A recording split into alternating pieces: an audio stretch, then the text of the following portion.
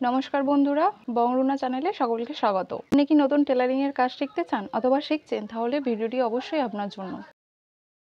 আজকের এই ভিডিওটি দেখলে যে কোনো মাপের গোল কাট, সায়া কাটিং আর সেলাই করতে পারবেন অতি সহজে।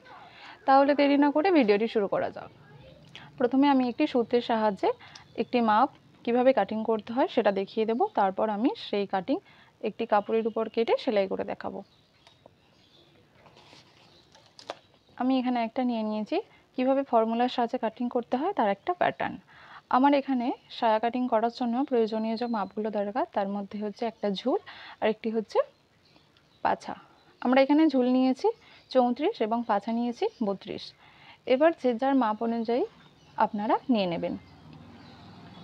এই দুটো মাপ নিলেই একটি গোল কাট সায়া কাটিং করা যায়। তাহলে আমাদেরকে দুটো পার্টে কাটিং করতে হবে, একটা হচ্ছে কোমরপটি আর একটা হচ্ছে নিচের ঘের অংশটি। প্রথমে আমরা ঘের অংশটি কাটবো, তারপরে আমরা কোমরপটিটি কেটে নেব। ঘের অংশের জন্য আমরা কাপড়টিকে 4 ভাঁজ করব। আমাদের ভাঁজ অংশ থাকবে সেদিকটা থাকবে এদিকটা। এদিকে লিখে দিয়েছি 4 ভাঁজ অংশ বোঝার সুবিধার জন্য। এদিকে কোনো রকম ফাঁকা থাকবে না, এদিকে 4টেই ভাঁজ করা থাকবে। এদিকে আমরা নিয়ে নেব ঝুলের মাপ। এখানে দিয়ে দিয়েছি ঝুল। এখানে ঝুল আছে আমার 34, তাহলে আমি এখান থেকে 34 দাগ দিয়ে নেব। তারপরে আমার যে 4 ফোল্ড রয়েছে সেখানে আমার উপরের দিকে মাপ একটা থাকবে, সেটা হচ্ছে পাছার অর্ধেক। এখানে পাছা রয়েছে আমাদের 32, তার অর্ধেক নিয়েছি, সেটা হচ্ছে 16। এবার আপনারা আপনাদের মাপ অনুযায়ী সেটা নিয়ে নেবেন এবং ক্যালকুলেশন করে বার করে নিতে পারবেন সহজেই। এরপরে কোমরপটিটা কাটিং করার জন্য আমাদেরকে 4 ভাঁজ নেওয়ার দরকার নেই, আমাদেরকে 2 ভাঁজ নিলেই হবে। মানে এইভাবে 2 ভাঁজ নিতে হবে, সরু অংশটাকে 2 ভাঁজ করে নিতে হবে। এই ভাঁজের উপর থেকে নিচ চওড়া অংশটা থাকবে 5 ইঞ্চি।